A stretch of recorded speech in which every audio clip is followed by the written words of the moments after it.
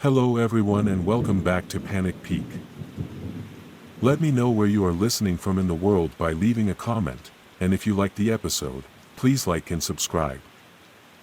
Now, let's get cozy, and let's begin. There's something irresistibly eerie about old houses. They carry a weight, a history that's impossible to ignore. Some people see it as charm, others see it as a warning. We were the former, too eager, too naive to question what lay beneath the surface. Now, I realize the house was never just a house. It was a trap. It was a dream come true, or so we thought. The mansion loomed over the cul-de-sac like a forgotten monument, its ivy-covered facade bearing decades of secrets. My husband Tom and I, bought it on a whim, enchanted by its Gothic beauty and the price that seemed too good to be true. A new chapter, a fresh start. We didn't ask why it had remained empty for so long. Perhaps we should have. The first time we heard it, we were unpacking boxes in the living room. It was faint at first, a murmur that grew louder, more distinct. Laughter. The kind you hear at an elegant gathering, mingling with the sound of clinking glasses and muted conversation. I froze mid-reach for a vase, my heart hammering. "Do you hear that?" I asked. Tom frowned, cocking his head. "Probably just the pipes," he said dismissively, but I saw the flicker of doubt in his eyes. The noises became a nightly occurrence. Always at the same time, 8:17 p.m. By then, we had discovered the dining room, a grand, candlelit space with a table perpetually set for a dinner party. Plates of fine china, crystal goblets, silver cutlery. Everything gleamed as if freshly polished, despite the thin film of dust coating the rest of the house. "Creepy, but cool," Tom had said, running a hand over the mahogany table. "Adds character." That first week, we treated it like a quirk of an old house.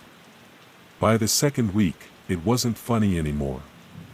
The laughter grew louder, more distinct, and the footsteps, oh God, the footsteps, began pacing upstairs.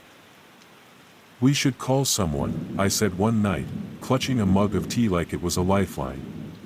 "A priest, maybe?" Tom shook his head. "It's just an old house settling.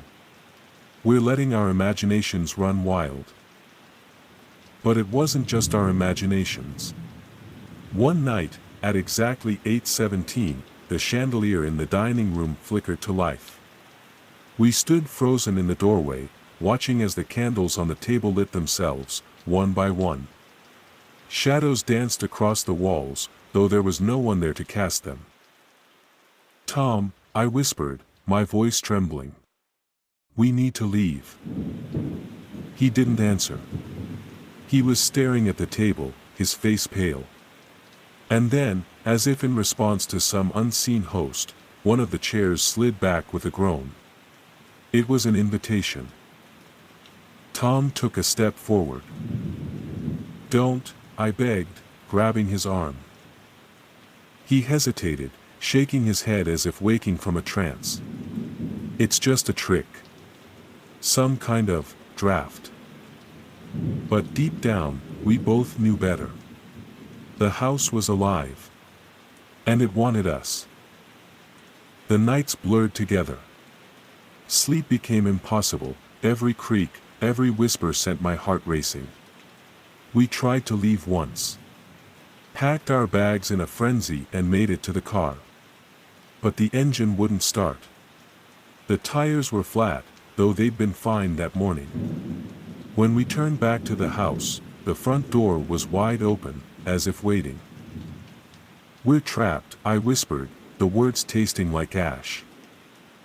"No," Tom said firmly, though his voice wavered. "We'll figure it out." By the third week, I started noticing changes in Tom. He was always tired, his eyes sunken and red-rimmed. When I asked him if he was okay, He would shrug and mumble something about bad dreams. But it wasn't just exhaustion. He was slipping away from me, becoming a stranger in our own home. Sometimes, I would catch him staring at the dining room table, his lips moving silently as if in conversation. When I tried to pull him away, he would lash out, his voice sharp and defensive. "I'm fine. Just leave me alone." I stopped sleeping altogether. The nights were unbearable, filled with the ceaseless sounds of the phantom party and the creak of footsteps on the stairs. One night, I woke to find Tom missing from bed. Panic surged through me as I ran downstairs, only to find him sitting at the dining room table, a glass of wine in hand. The wine was dark, almost black, and it dripped down his chin like blood. "Tom," I whispered, my voice breaking. "What are you doing?" He looked up at me, his eyes empty and unrecognizable. "They're not so bad," he said, his voice slurred. "They just want us to stay." I tried to pull him away, but he was heavy, rooted to the chair as if the house itself was holding him there. I ran back upstairs, tears streaming down my face, locking the bedroom door behind me. I spent the rest of the night listening to the laughter and the clinking of glasses, praying for dawn. On the final night, it happened.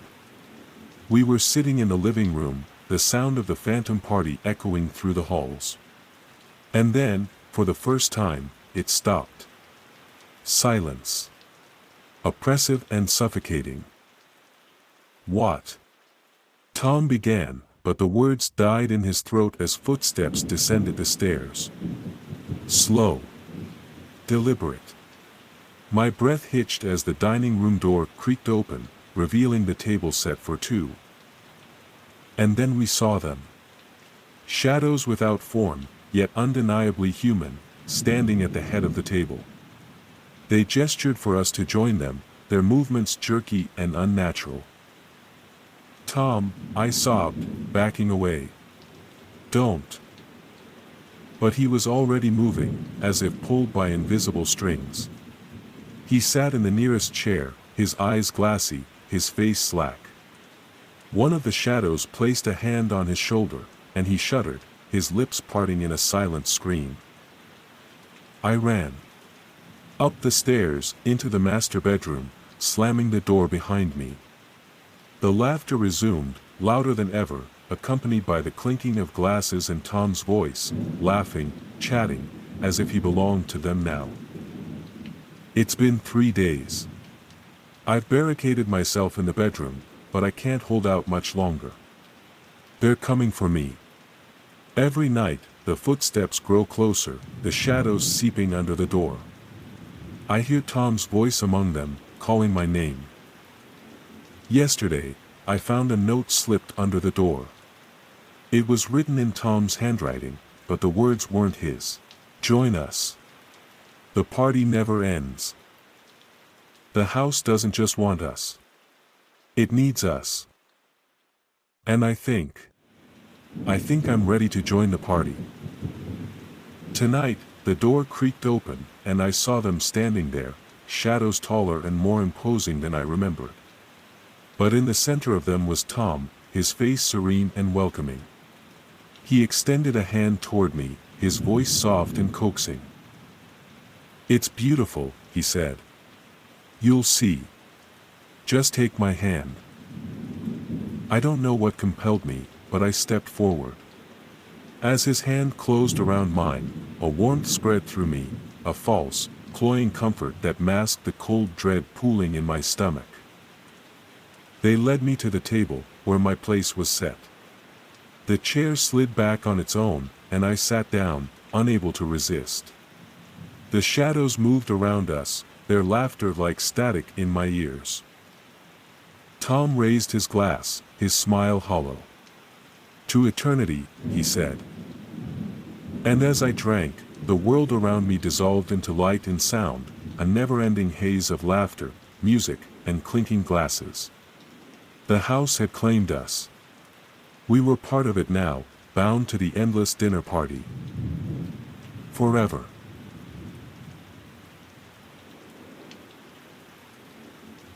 There are places in this world where the past refuses to stay buried, where the echoes of tragedy seep into the walls and linger like a shadow over everything new. This is the story of such a place, our place, the house on Meadow Lane. I always wanted a fresh start, a place to call our own where the memories could grow as the kids did. When we found the house on Meadow Lane, it felt like fate. Sure, it was old, but it had character. The wooden beams, the creaky floors, the sprawling backyard for Ellie and Max to play in, it felt perfect. Or so we thought. It started with the stains.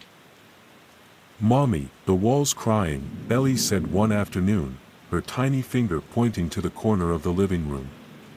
There it was, a thin, rust-colored streak trailing down from the ceiling, weaving through the cracks in the plaster like veins. I touched it. The liquid was warm, sticky, and smelled faintly of iron. "Probably just a plumbing issue," Jack said that night. He climbed into the attic with a flashlight while I stayed below, listening to the occasional creak of his movements above. "Nothing up here," he called down after a while. "No leaks." But the stains spread. By the next week, they had appeared in the kitchen, the kids' room, and even our bedroom. They multiplied like a living thing, streaks turning into rivulets, rivulets pooling into dark, sticky patches.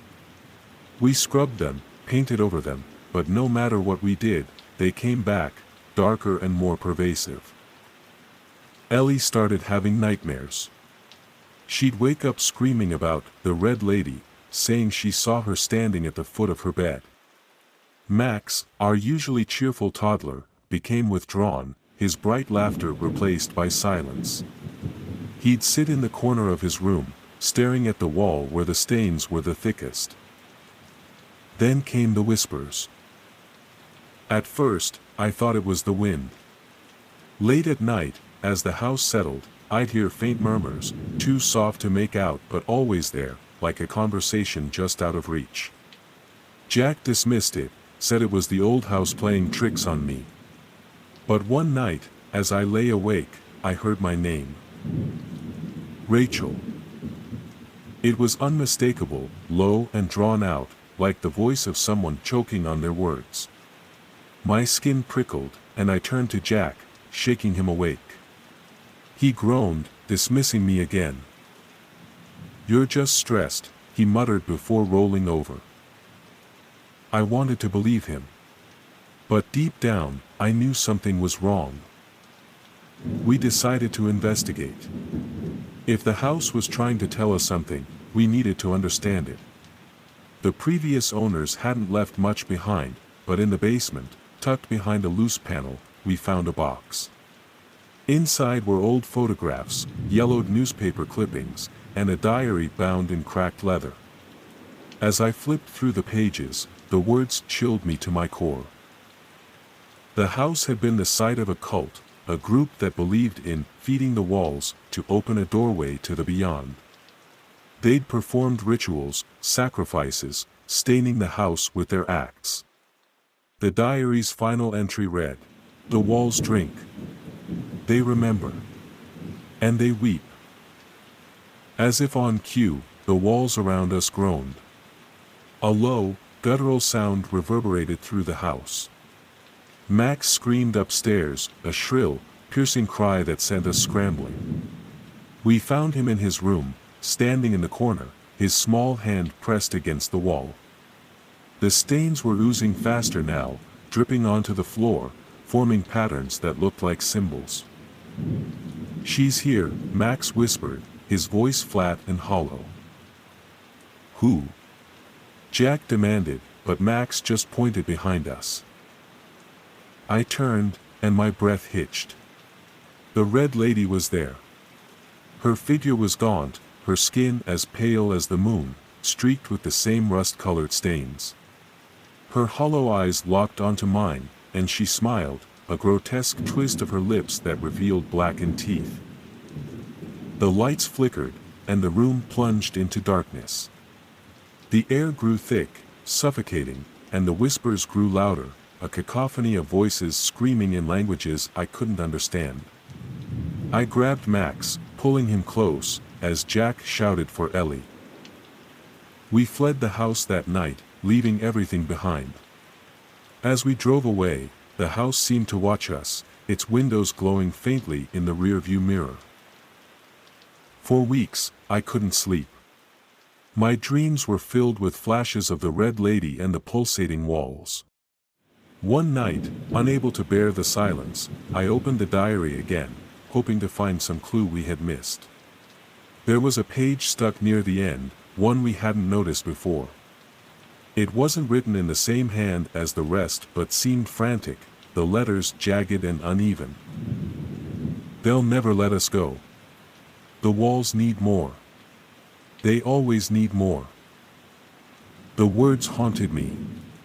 As much as I tried to convince myself we were safe, strange things began to happen in our new apartment.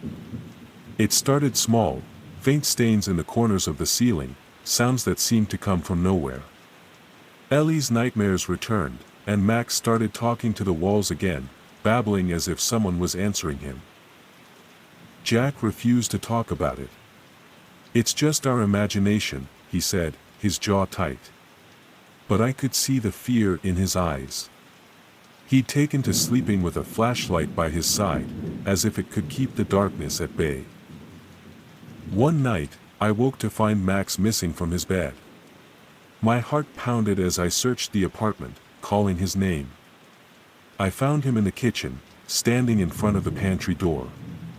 His tiny hand reached out, tracing a red stain that hadn't been there before.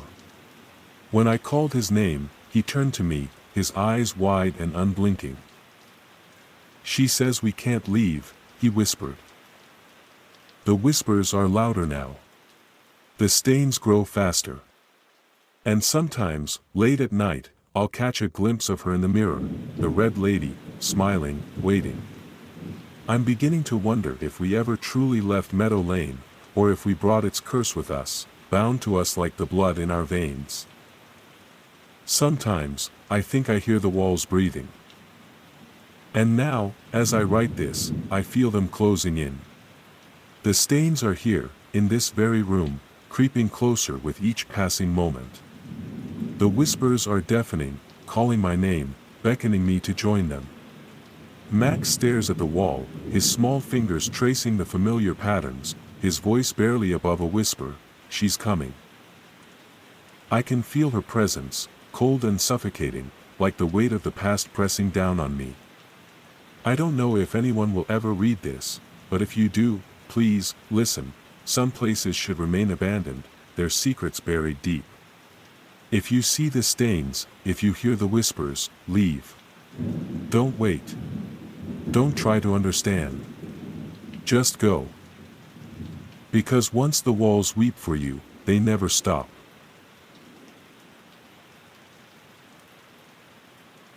It was my first night shift in the old asylum, and I could already feel the weight of its history pressing in on me.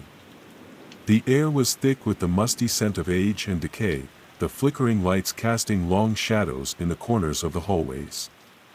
I'd been warned about the building, about its eerie silence, its hidden corners, and the stories that clung to it like cobwebs. But I didn't believe in ghosts. At least, not before tonight. I had worked the night shift at other hospitals before, but nothing compared to the loneliness of this place. It was so quiet, the kind of quiet that presses on your eardrums and makes you second-guess your own thoughts. The patients here were mostly elderly, some of them confused, others lost in their own minds. A few were kept heavily sedated, and the rest, well, the rest were too unpredictable to even think about. I made my rounds, checking the rooms and monitoring their vitals. The hallway stretched ahead, empty except for the soft hum of the ventilation. There was no one to talk to, no one to break the silence, except for the occasional call from one of the more lucid patients. Just me, my footsteps, and the weight of the night. But then, I heard it. A soft melody. At first, I thought it was just my mind playing tricks on me, the tired brain conjuring something familiar to break the silence. But no. It was real.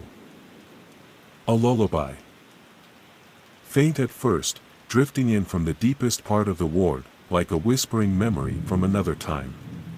It was strange, there was no one awake in this section. The ward had been closed off for years, long before I even arrived. There was no way anyone could be playing a lullaby at this hour. But the music, it seemed to call me. I couldn't ignore it. The gentle hum was almost like a beckoning, like something from the past trying to reach me. I found my feet moving, almost of their own accord, leading me down the darkened hallway. The farther I went, the clearer the melody became, its notes growing sharper and more distinct, yet still hauntingly soft. It was as if the music itself was alive, pulling me deeper into the bowels of the building. I passed the rooms of the patients, checking in on them as I went. Most were in a heavy sleep, their bodies still beneath thick blankets. The occasional low murmur or whisper broke the silence, but nothing could drown out the lullaby.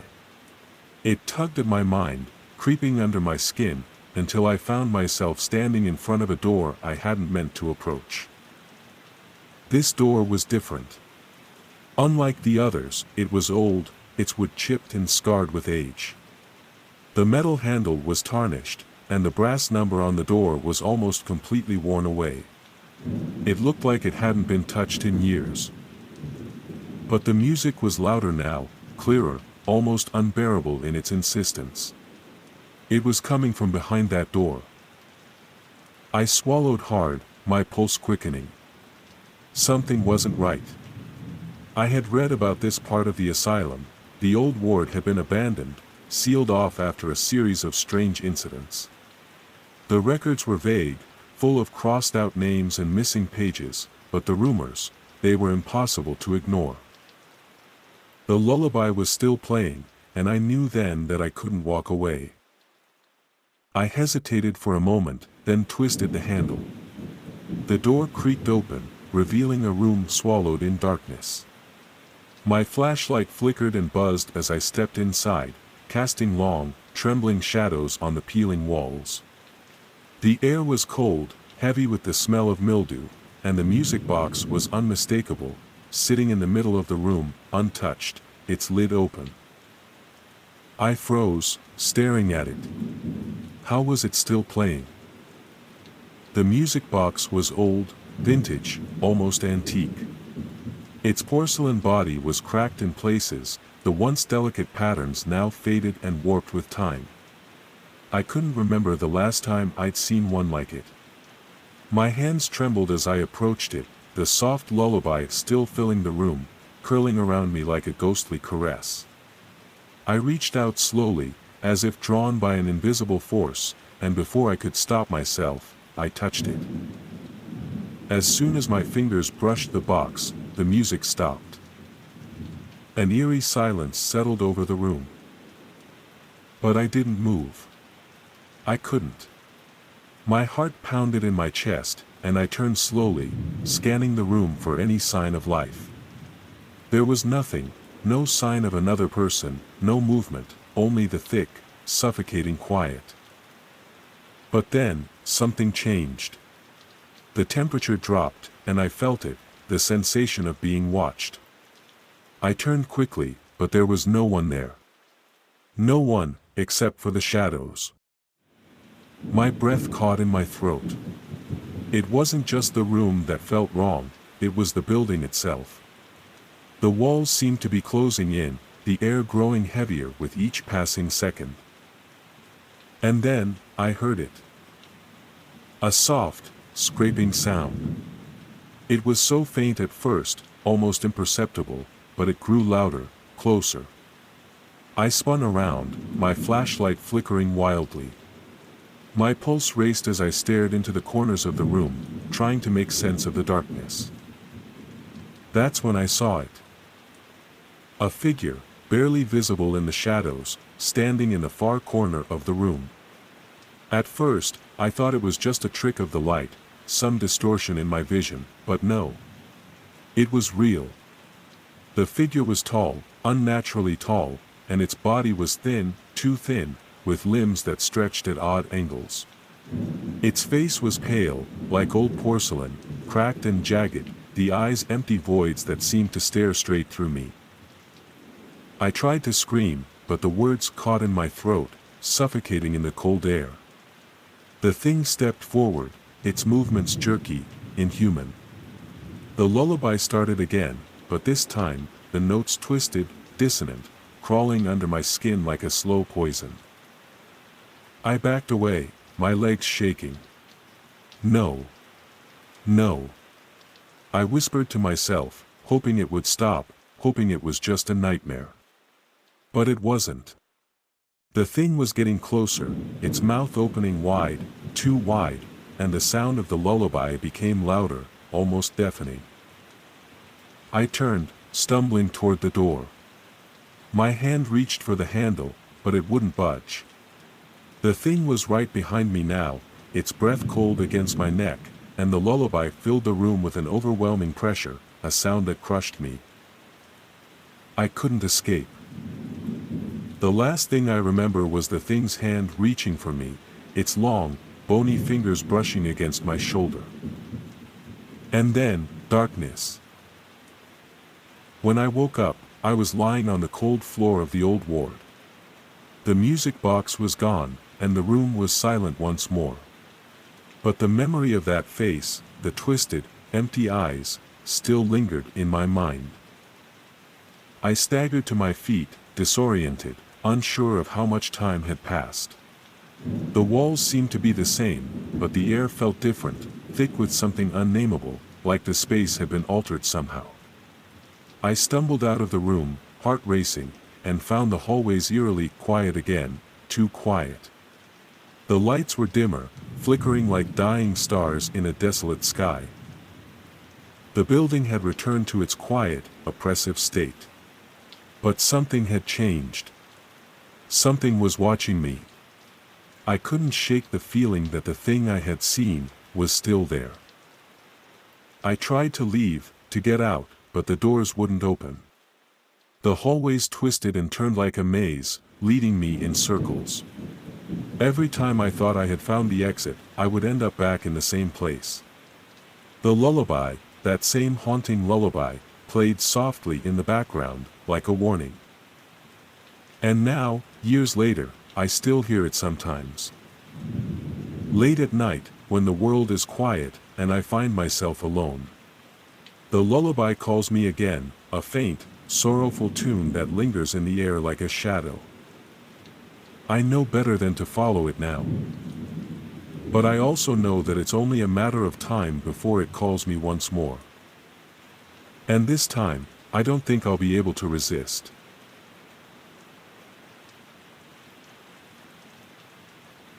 They say curiosity killed the cat, but for me, it nearly cost me my sanity. I used to think of myself as a skeptic, a man who could walk into the darkest corners of the world and leave unscathed. Paranormal phenomena were nothing more than stories, to be documented, analyzed, and debunked. But then I found Fairhaven Asylum. A place whispered about only in hushed tones, a decaying relic of a bygone era that had been sealed off from the world for reasons no one dared to discuss. I thought I was prepared. I thought I knew what I was getting into. But nothing could have prepared me for what I encountered in the forgotten wing of that asylum. Now, as I write these words, I realize I may have been wrong all along. There are things in this world, things that cannot be explained, things that should never be uncovered. And I fear that, in my pursuit of truth, I have awakened something that will never let me go. The forgotten wing wasn't just a part of the asylum. It was a tomb, and I had disturbed its slumber. I'm writing this now because I don't know how much longer I'll have. My hands are trembling, and every shadow in this dingy motel room feels like it's watching me. My name is Ethan Cross, and I was, a paranormal investigator. What I experienced at Fairhaven Asylum's forgotten wing will haunt me forever. The asylum had been abandoned for decades, its ivy-covered facade a monument to the horrors hidden inside. The locals refused to talk about it, and that only made it more tempting. When I heard rumors of a wing sealed off in the 1940s, untouched and unexplored, I knew I had to see it for myself. Fairhaven had always intrigued me, its dark history shrouded in mystery. It was built in the late 1800s, originally designed to house the mentally ill in an era when treatment was both barbaric and experimental. Over the years, stories had circulated of inhumane treatments, strange experiments, and the countless bodies that were buried in unmarked graves around the property. But it was the rumors of the forgotten wing that truly caught my attention. I arrived at the asylum just after midnight, armed with my flashlight, camera, and voice recorder. The main hall was a crumbling relic of another era. Peeling paint hung from the walls like dead skin, and the air was thick with mildew. The silence was deafening, a stillness that seemed to weigh on everything inside. The building was long abandoned, yet the decay felt recent, as though it were slowly deteriorating in real time. I made my way through the maze of decaying hallways, guided by an old map I'd found online. It wasn't long before I reached the rusted metal door that led to the forgotten wing. The door was padlocked, but the metal was brittle from decades of neglect. A few strikes with my crowbar, and it gave way with a groan that echoed through the silence. Beyond it, the air changed. It was colder, heavier. My breath misted in the beam of my flashlight as I stepped inside. The forgotten wing was preserved like a time capsule. Papers were scattered across desks, rusted gurneys stood abandoned, and ancient medical equipment loomed like skeletal specters. It was as if everyone had left in a hurry, leaving behind an eerie stillness. The furniture was still intact, but it looked as if it had been untouched for years. The air was thick with the scent of dust and decay, and the distant sound of dripping water echoed from somewhere deep within the building. But the deeper I went, the more wrong it felt. The oppressive silence was broken only by the creak of floorboards under my boots. My flashlight began to flicker, casting shadows that seemed to move on their own. I heard whispers, soft, unintelligible murmurs, just beyond the edge of the light. I tried to tell myself it was the wind, but there was no breeze. The hairs on the back of my neck stood up, and a chill ran down my spine. The further I went, the more oppressive the atmosphere became. I felt like I was being watched, and I couldn't shake the feeling that I was trespassing on something that should remain undisturbed. Room 417 was the first to truly unsettle me. The door was ajar, and inside, the walls were covered in childlike drawings scratched into the plaster. Stick figures with hollow eyes stared back at me. My flashlight illuminated a phrase etched repeatedly, "They never let us out." I backed out, my heart racing, but I couldn't stop.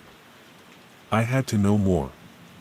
The draw of the unknown was too powerful, and I pushed forward despite the warning bells ringing in my mind. The air grew colder, and the whispers grew louder, resolving into anguished cries. Then I saw them.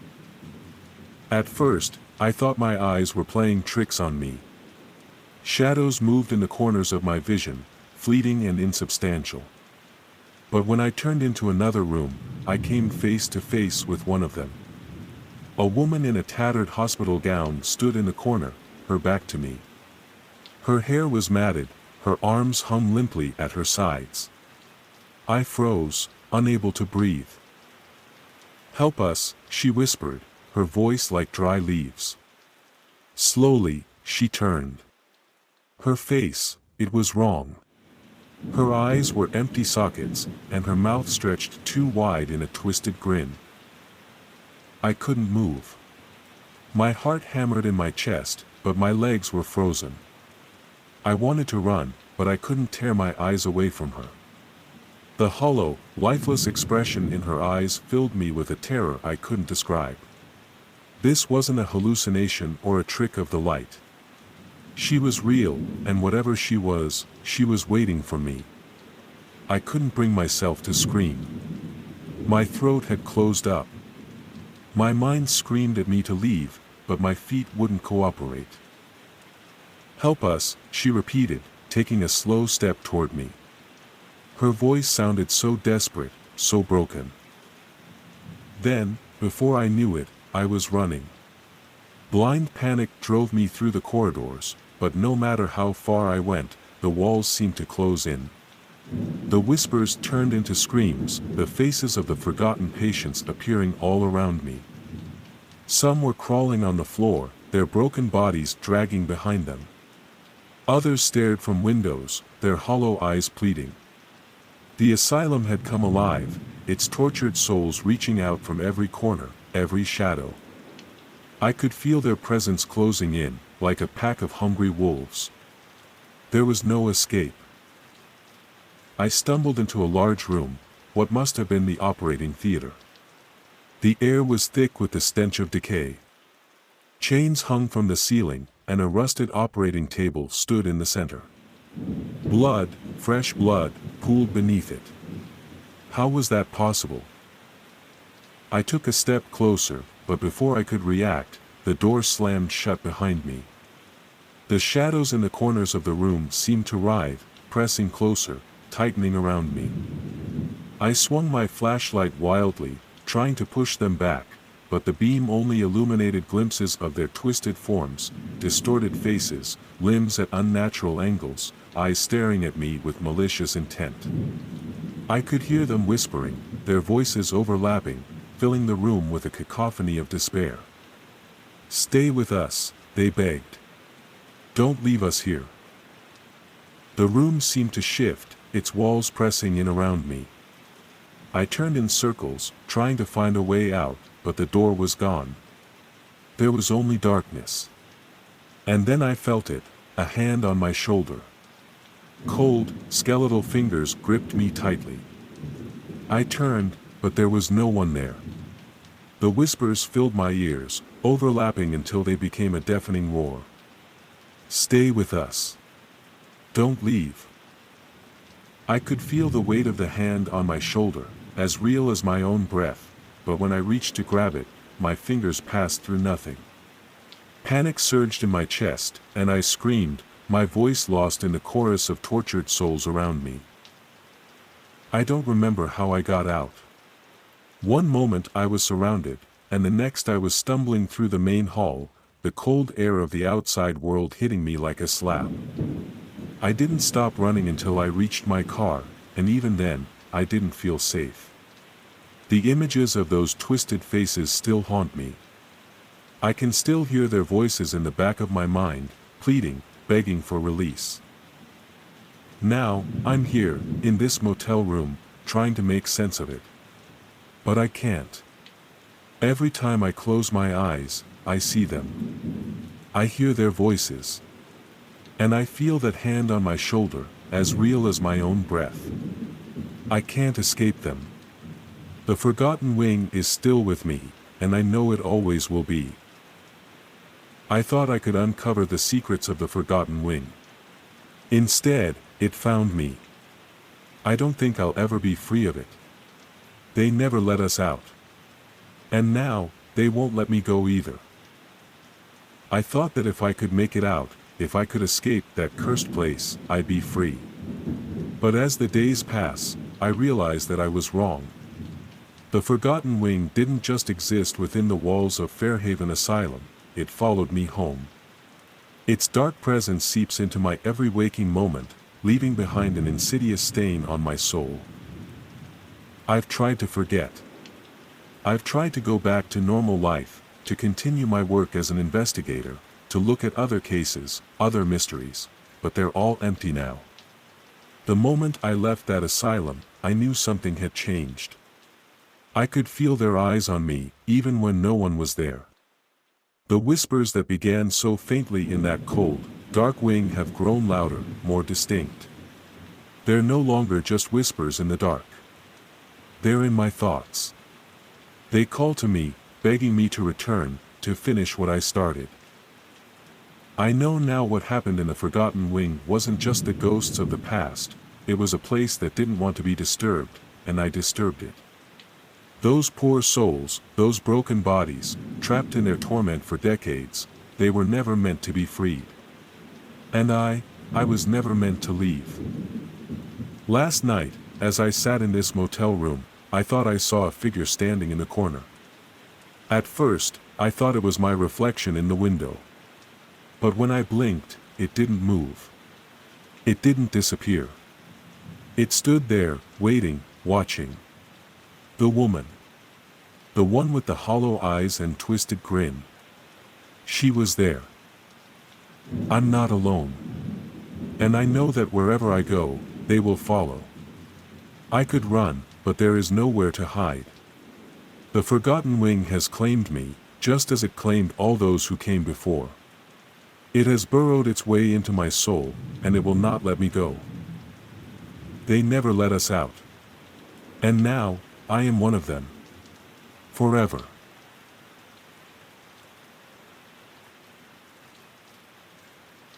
It was supposed to be a night of thrills, nothing more than a group of friends indulging in a spooky, haunted house experience. An invitation arrived in the mail, an elegant parchment with dark, swirling script that promised an unforgettable night at the Crossfield farmhouse. Rumors had whispered of the house for years, its eerie reputation painted by local folklore. No one had ever dared to step inside, not since the original family vanished mysteriously generations ago. But we weren't just looking for a haunted house, we were looking for a thrill. Something different. Something real. We packed our bags, excited for the experience, the kind of adventure we could tell stories about for years. Little did we know, this would be a night none of us would live to forget.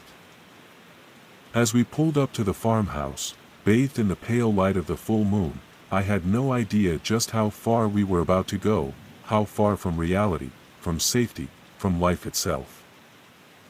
And how far we'd be taken from the world, one by one. The door creaked open, and we stepped into the darkness. The invitation arrived on a dusty autumn evening, sealed with an ominous black wax stamp that gave me chills even before I read the words.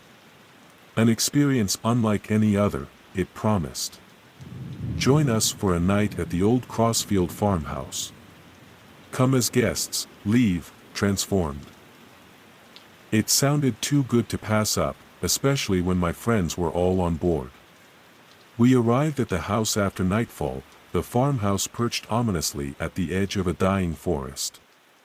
The windows were dark, no sign of life within, but the door creaked open as soon as we knocked. A man stood there, his face obscured by shadow. He was tall, impossibly thin, with eyes that gleamed unnaturally bright in the darkness. His smile was stretched and unsettling, but we assumed it was part of the experience. "Welcome," he whispered, his voice soft but strangely commanding. "You're the only ones I've been expecting." The door swung shut behind us as we stepped inside, the temperature noticeably colder than outside. The air was thick with the smell of earth and old wood, and the house itself felt alive, as though it were watching us. The host led us through a series of dimly lit rooms, each one decorated with eerie, mismatched antiques, furniture too large for the space, portraits that seemed to watch us as we moved. I half expected one of them to blink. Our host, who introduced himself as Mr. Crossfield, moved fluidly, like he wasn't quite touching the ground. His laughter echoed through the halls, but it wasn't from his mouth, more like the walls themselves were laughing along. "Is this part of the experience?" I whispered to Sarah, my best friend, but she didn't answer. She was staring at something, no, someone, standing by the window at the end of the hall. "Who's that?" she asked. Mr. Crossfield's gaze followed hers. There was nothing there, just the darkened outline of the trees beyond. He smiled again, but this time it didn't reach his eyes. "We are all guests here," he said cryptically.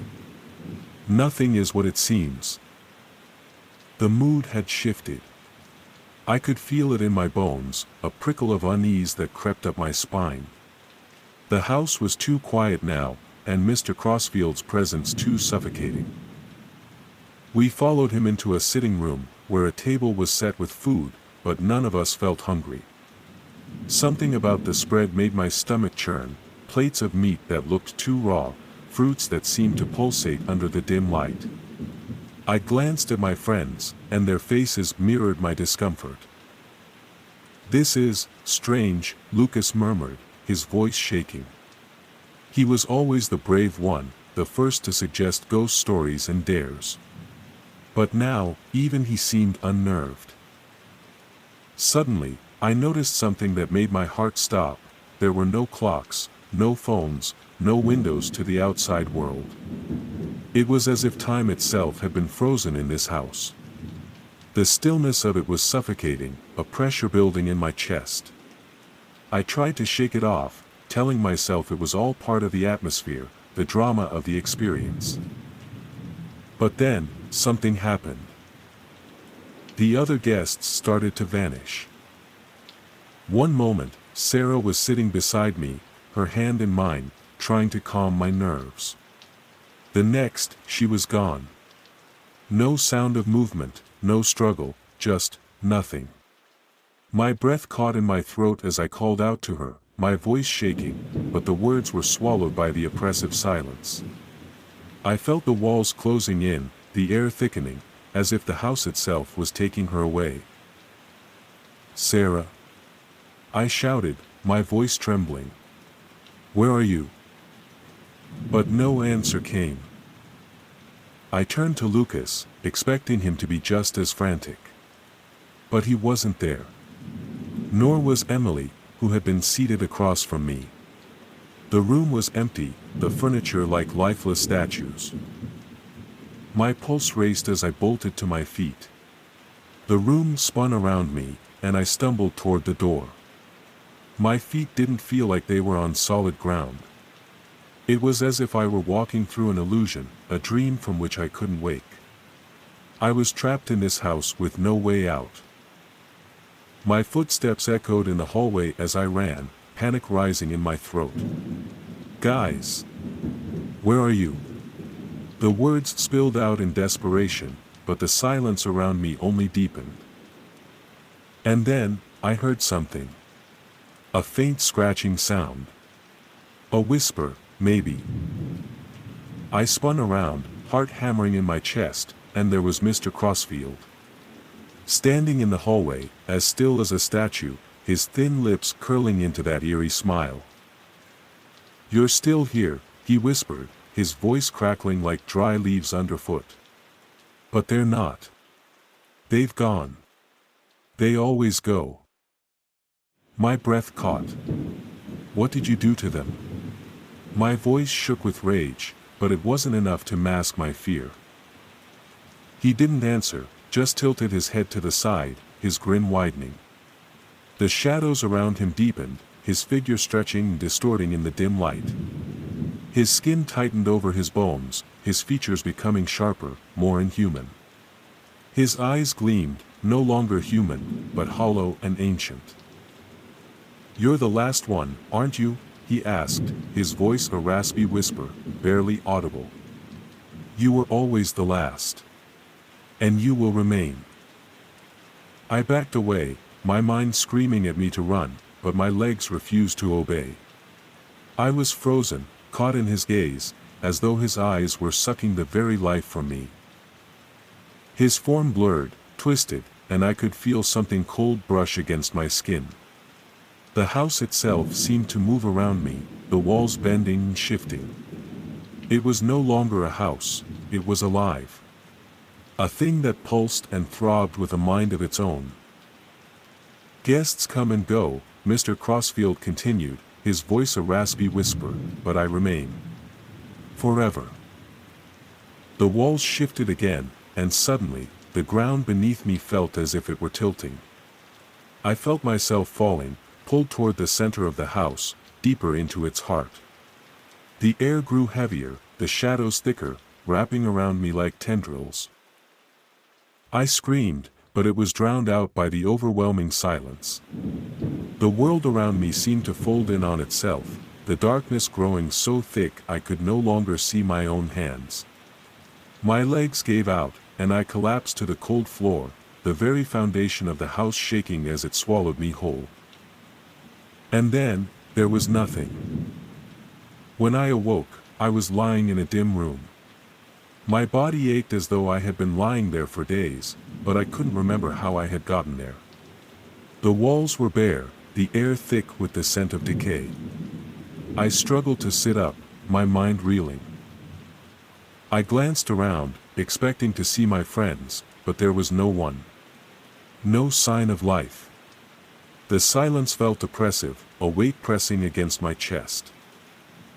And then, I saw it, the mirror on the far wall.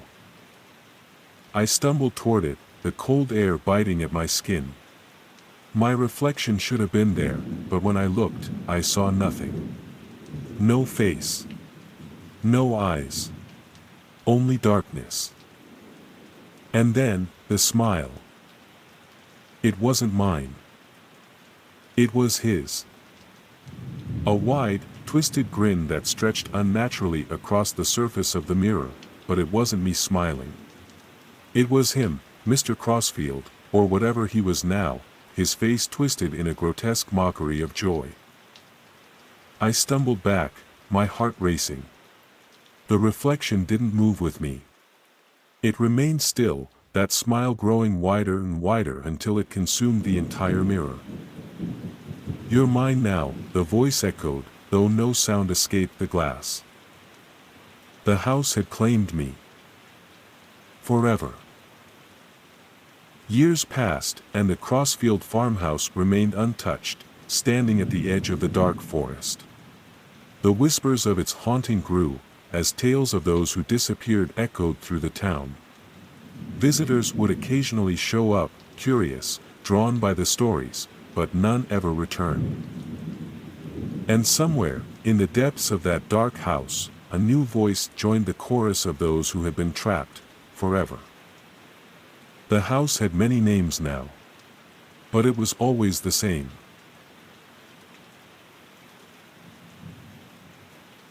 It started with a dare.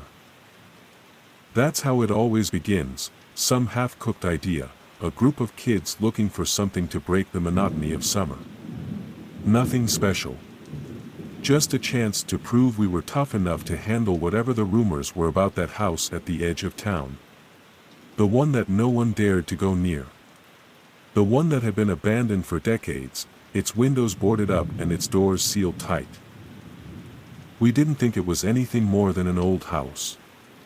A place to explore, take a few pictures, maybe scare each other with ghost stories. No one believed in the supernatural, not really. Ghosts were for people who wanted an excuse to be afraid of the dark. But we weren't afraid. We were bored. It was just Jesse, Lucas, and me, the usual group of troublemakers, and we thought we knew everything there was to know about fear. That was before we stepped inside. The air felt wrong from the moment we crossed the threshold. Thick and heavy, like it had been waiting for someone to disturb its quiet. The floorboards creaked beneath our feet, echoing in the hollow house. The light outside barely made it through the grime-coated windows, casting everything in a ghostly haze. The place smelled like dust, rot, and something else, something I couldn't place, but it crawled beneath my skin and made me shiver. "Come on, guys. We're just here to explore," Lucas said, his voice too loud in the silence, his attempt to sound confident falling flat. But I could see the way his eyes flicked around the room, the way his hand lingered near his pocket like he was looking for a weapon. He wasn't fooling anyone. We were all just as nervous as the next person. I tried to brush off the unease, chalking it up to the darkness and the silence. But then we heard it. A whisper. Soft, like a breath behind me. "Who's there?" I called out, my voice sounding tinny and distant, swallowed up by the old walls. Jesse and Lucas froze, their faces pale under the dim light. "I didn't hear anything," Jessie said, but there was a quiver in her voice. She always pretended to be brave, but I could see the tension in her shoulders, the way her eyes darted nervously around the room. But I heard it. It was right behind me, the soft rustle of something shifting in the air. "Maybe it's just the house settling," Lucas muttered, though I could hear the uncertainty in his tone. The floorboards groaned beneath our feet as we made our way deeper into the house. The walls were covered in peeling wallpaper, yellowed with age, and the furniture was so covered in dust it looked like it hadn't been touched in years. Cobwebs hung in every corner, thick and white, like the house itself was trying to trap us. "I'm not going up there," Jessie said, pointing to the staircase that loomed at the end of the hallway, dark and menacing. The stairs were broken in places, and I wondered if we'd even make it up without falling through. "You're such a baby," Lucas said with a chuckle, but I could tell he was just as hesitant. I shook my head. "Let's just go up. It'll be fine." So we did. The air grew colder the higher we went, and I couldn't shake the feeling that we were being watched. The stairs creaked beneath our weight, each step a loud declaration of our presence. When we reached the top, the hallway stretched out before us, endless and dark, with doors lining both sides. It looked like the kind of place where shadows lingered, where silence swallowed everything. That's when it happened. I turned to say something to Lucas, but when I opened my mouth, my voice didn't come out right. It was as if my words were stolen by the air, distorted, shifting and warping before they even reached my ears. "Who's there?" the voice said, but it wasn't mine. It was a low, guttural version of my own voice, harsh and full of anger, like a thing trying to speak through me. I froze, my heart leaping into my throat. "Did you hear that?" I whispered, panic rising in my chest. The walls felt like they were closing in, pressing down on me, trapping me in this dark, suffocating place. Jesse and Lucas stared at me, confusion on their faces. "What are you talking about?" Jesse asked. But I could feel it. Something had changed. The air was thicker, charged with an energy I couldn't explain. The house wasn't just old, it was alive, somehow. Alive in a way I didn't want to understand. I didn't say anything, I muttered, my voice trembling. But when I turned to look at them, I heard it again. This time, louder. My own words, but not my words. A twisted, mocking version of them.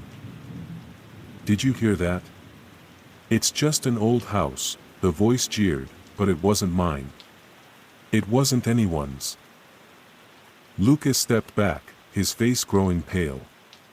"This place is messed up," he muttered. "Let's get out of here." But it was too late. "Tell them," the voice whispered. "Tell them what you did." I spun around, my breath caught in my throat. "What is that?" I demanded, my voice barely a whisper. The walls seemed to shift, the shadows growing darker, moving in ways they shouldn't. And then I heard the footsteps. Soft at first, like the padding of something sneaking up behind me. I turned quickly, but there was nothing there. No one. Just the echoes of my own breath, caught in the stale air. "Stop it," Jessie snapped, but she was trembling. Her voice cracked, and I could see the panic rising in her eyes. She glanced at Lucas, but he was already backing toward the stairs. "What's going on?" I demanded, my heart racing in my chest. The room felt like it was spinning, the walls pressing in on me from every side. Suddenly, the voice came again, louder than before, almost shaking the foundation of the house. "Tell them what you really are." I couldn't breathe. My chest constricted, and I stumbled backward, my back hitting the wall. The house groaned, an almost physical presence pressing down on me. "Tell them," the voice growled, this time coming from behind me, in the shadows. "Tell them what you did when no one was looking." The walls seemed to collapse inward, and the air thickened with something foul. I wanted to run. I had to run. But every step I took, every movement I made, the echoes followed. Mocking. Twisting. "You don't belong here," they sneered, the voices blending into one terrifying chorus. My pulse pounded in my ears, and the shadows reached for me, enveloping me in darkness. Jesse and Lucas were gone, either they ran, or maybe the house took them, I couldn't be sure. All I could hear was the twisted symphony of my own voice, echoing through the rooms. I stumbled toward the door, my feet tripping over the broken floorboards. My hands reached for the handle, but the door wouldn't budge. The house had sealed itself shut. And then I heard it again. That whisper. "We've been waiting for you." I couldn't tell if it was my own thoughts or something else, something that had always been there, lurking beneath the surface. All I knew was that the house, this place, wasn't haunted by ghosts. It was haunted by me. By us. By everything we ever hid, every secret we thought was safe. I couldn't escape. I couldn't run. And now, every time I speak, I hear the echo. Every word, every breath twisted, distorted. It's always there. Waiting. And I don't think I'll ever leave. They never found us. Not really. I don't know if Jesse and Lucas are still trapped here like I am, or if the house swallowed them whole, leaving only their whispers behind. But I know one thing for sure, the house doesn't let go. It owns you, eventually. I've tried to leave. I've tried to scream, to break through the walls, but each time I move, I only hear my own voice, mocking me. Sometimes, I think I hear Jesse, or Lucas, maybe they've joined the chorus too. Or maybe it's just me, hearing the echoes of what we did. The house knows our secrets. It remembers us, even if we try to forget. And it's always listening. Waiting.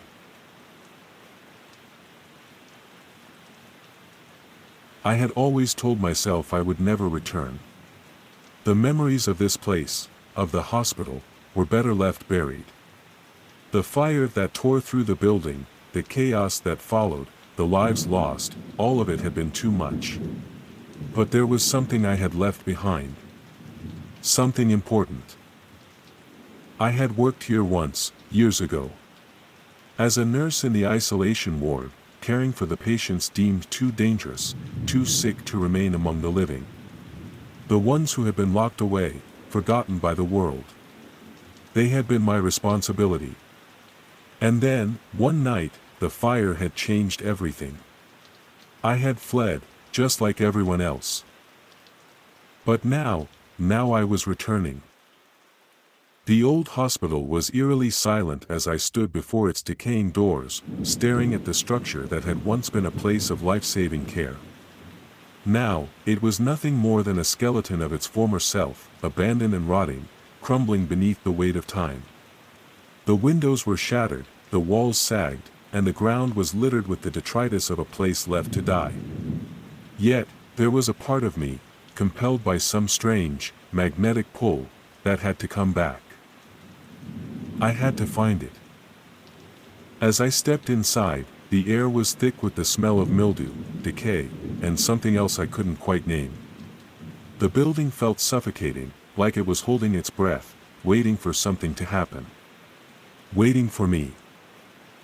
The hallway stretched out before me, endless and dimly lit by the flickering remnants of overhead lights. The walls were covered in peeling paint, the floors warped and cracked. The echoes of my footsteps reverberated off the walls, unsettling in the oppressive silence. I felt the weight of the past pressing in around me. I could almost hear the distant beeping of machines, the hushed whispers of nurses and doctors, the soft groans of patients too sick to speak. But those days were gone. The fire had claimed everything. Or so I had thought. My heart pounded in my chest as I walked deeper into the building. I tried to shake the unease settling over me, but it clung to my skin, cold and persistent. I passed the old nurse's station, now a graveyard of forgotten paperwork and broken equipment. A sense of dread gnawed at me. I had to go to the isolation ward.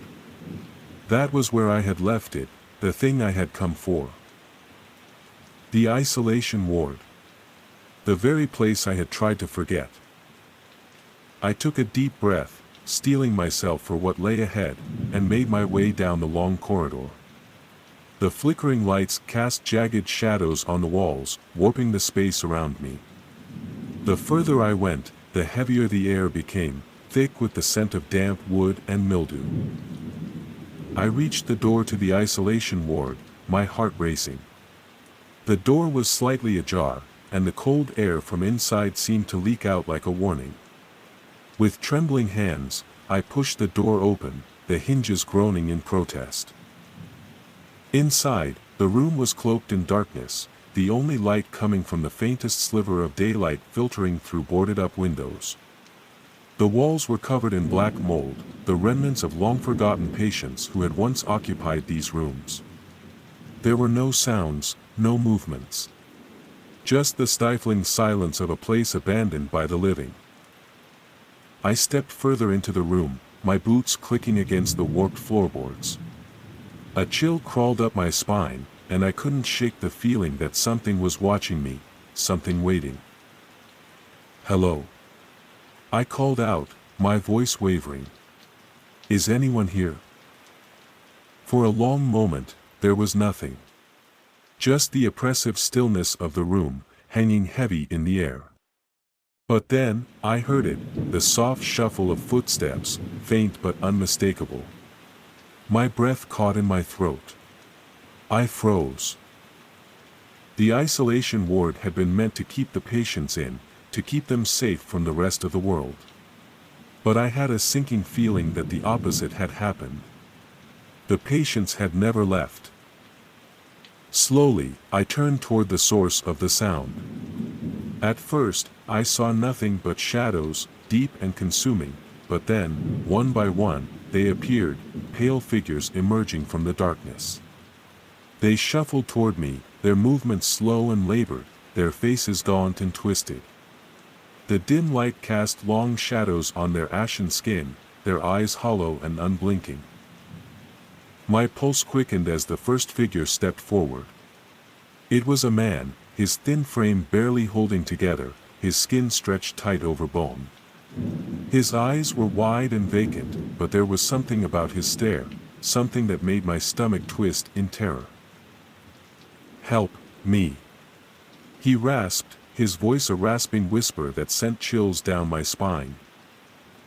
I opened my mouth to respond, but the words caught in my throat. Another figure, a woman this time, stepped forward from the shadows. Her face was a mask of anguish, her eyes wide with a mixture of fear and something darker. Her lips trembled as she spoke.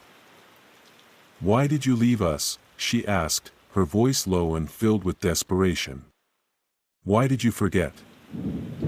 I backed away, my legs shaking beneath me. My heart was pounding in my chest, the sound deafening in the silence of the room. I turned to flee, but the door slammed shut with a deafening bang, trapping me inside. I spun around in panic, only to find the room now filled with them. The patients. The ones I had left behind, the ones I had failed. They surrounded me, their eyes fixed on me with an intensity that made my skin crawl. "Why did you leave?" one of them whispered, the words seeping into my mind, twisting my thoughts. "You were supposed to help us. We trusted you." I stumbled backward, my breath coming in shallow gasps. My hands pressed against the door, but it wouldn't budge. The patients closed in, their gaunt hands reaching out for me, their fingers long and twisted like claws. "Please," I begged, my voice cracking. "I never meant to." But the words didn't matter. They never had. The room felt smaller, suffocating, the walls closing in around me as the figures pressed closer. Their eyes bored into me, their presence overwhelming. One by one, they whispered in my ear, their voices merging into a single, chilling chorus. "You left us here to die. And now you'll join us." I tried to scream, but the words were swallowed by the darkness that consumed the room. The last thing I saw was their faces, pale, twisted, and hungry. They were waiting for me, waiting to pull me into the shadows with them. And as the darkness closed in, I realized too late, the isolation ward had never been abandoned. It had been waiting for me. The last thing I heard before the darkness swallowed me whole was a low, guttural sound, a mix between a sigh and a cry of despair. My body was frozen, paralyzed, my mind racing, but unable to escape the tightening grip of the room. The patient's hollow eyes filled with something almost like pity, pity for me, for my foolishness. I had returned to claim what I thought was mine, but it was never mine to begin with. I had thought I could outrun the past, but in this place, the past never dies. It waits, festers, and rises again. And now, I was part of it. As I was pulled into the suffocating darkness, the walls of the isolation ward seemed to close in tighter, its decay and rot consuming every inch of my being. My body was no longer mine. My thoughts were no longer my own. The faces of the patients, twisted in agony, crowded around me, their voices merging into one continuous, maddening chant, "You belong here now. You will never leave." I had been a nurse once, and I had come to this hospital to save lives. But now, I was one of the forgotten. One of the lost souls who would never escape the walls of the rotting ward. I don't know how much time passed, or if time even matters in a place like this. The isolation ward had become my prison, my eternal tomb. But in the endless darkness, I could hear them, others, like me, shuffling in the shadows, waiting for their turn. The ones who had been abandoned long before me. They were waiting for the new arrival, for the next nurse who would return to this cursed place. And as I drifted into oblivion, I understood the truth. The hospital was never abandoned. It had always been alive, feeding on the souls of those who dared to enter. And now, it would never let go. In the isolation ward, the patients had never truly left. They had only been waiting for me.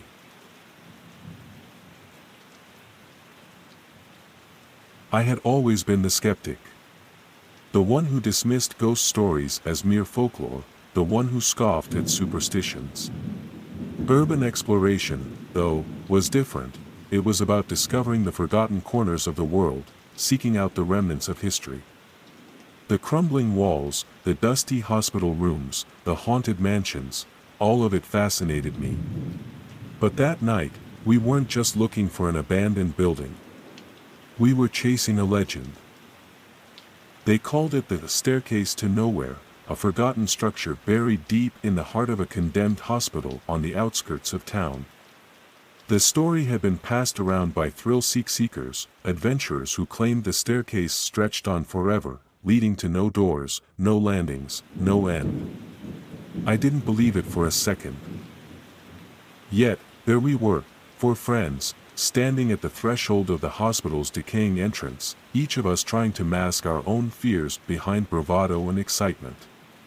The building had been abandoned for years, the city had long declared it off limits, but for us, that only added to the allure.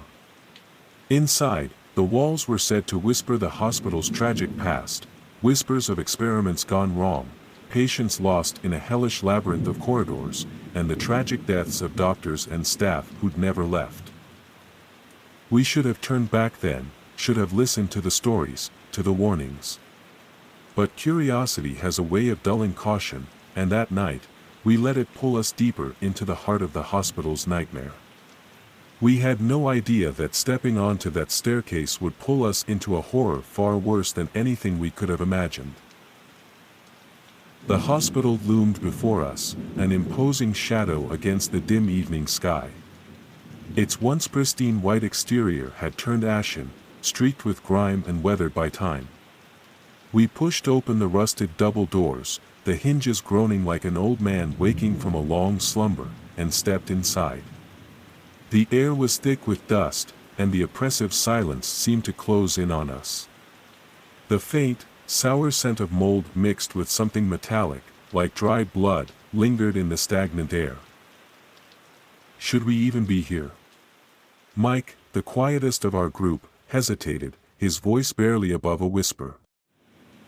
"Nah, it'll be fine," I said, trying to sound more confident than I felt. "It's just a building, Mike. A really old building."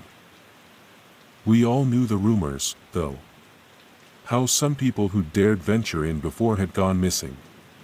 How the place was supposed to be haunted by the spirits of patients who died during the hospital's darker days. None of that had ever fazed me before, until now. The hallway stretched out before us, the faint outline of doors leading into rooms we dared not enter.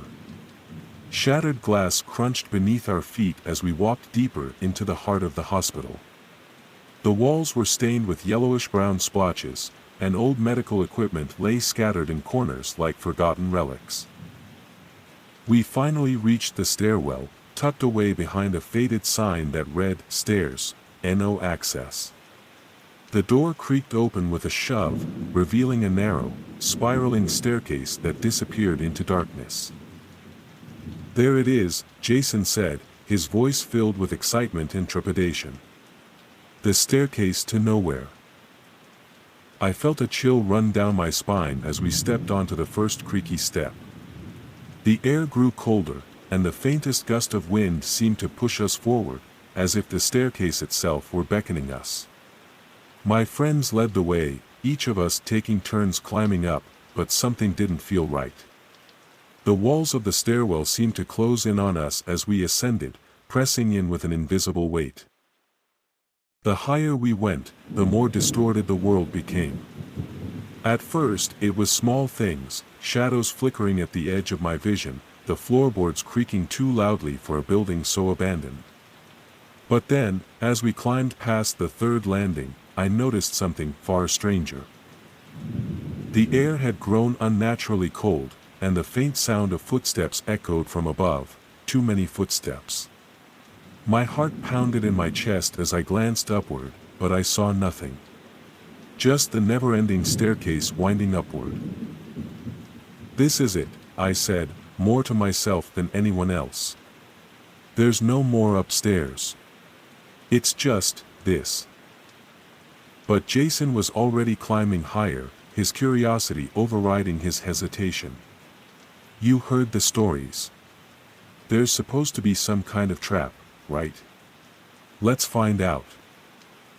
I hesitated, but the pull of the unknown was too strong. We continued upward, the stairs groaning and shifting with each step. The temperature dropped further, and I could see my breath now, fogging the air in front of me. Suddenly, I froze. "Guys," I whispered, my voice trembling. "Did you hear that?" A soft, almost imperceptible sound drifted up from the steps below, a faint whisper. I turned to look, but the stairwell was empty. The shadows had deepened, stretching unnaturally along the walls. But it wasn't just the shadows that had changed. The walls themselves, they were shifting. I blinked, and the stairwell seemed to breathe, expanding and contracting like something alive. The wallpaper peeled away in slow motion, revealing bloody handprints smeared across the plaster. The scent of something rotten filled the air, overpowering and thick. "Something's wrong," I muttered, my voice barely audible, but my friends were too caught up in the madness of the climb to listen. Jason had reached the next landing, grinning triumphantly. And that's when the first scream cut through the air. It came from below, a gut-wrenching cry of agony, followed by a chorus of desperate, pleading voices. I spun around, but there was nothing there, just the staircase, winding impossibly upward, as though mocking us. "Did you hear that?" Mike whispered. His face had gone pale, his eyes wide with terror. "I hear it," I said, my voice shaking. "But, it's coming from everywhere." The whispering grew louder, twisting around us, weaving through the walls. It was as if the building itself were alive, resonating with the voices of its tortured past. Screams, cries for help, moans of despair, all blending into a cacophony of suffering that seemed to fill every inch of the stairwell. Suddenly, the steps beneath my feet began to crack. The wooden board splintered, and the stairs groaned as if the entire structure was on the verge of collapsing. But instead of falling, we were lifted, suspended in the air as the staircase shifted, disorienting us further. I reached out, but the walls buckled and distorted, and a horrifying realization struck me. The staircase was no longer just a physical structure, it was a portal, a bridge between realms. Each step we took pulled us deeper into the twisted past of the hospital, into its darkest memories. The deeper we climbed, the more we became part of the horror, unable to escape its grip. And then, I was alone. I spun around, my pulse racing. My friends were gone, their faces vanishing into the shadows. I screamed their names, but the staircase swallowed the sound, and the whispers only grew louder. The walls pressed in on me, and the air turned thick with the stench of decay. I tried to run, but no matter how fast I climbed, the staircase seemed to stretch on forever. The shadows of long-dead patients reached out for me, their eyes hollow and accusing, their hands grasping at my legs, pulling me down. I stumbled, the world spinning around me, and in a flash, I saw it, at the very top of the staircase, a single door, its handle twisted, as though beckoning me toward it.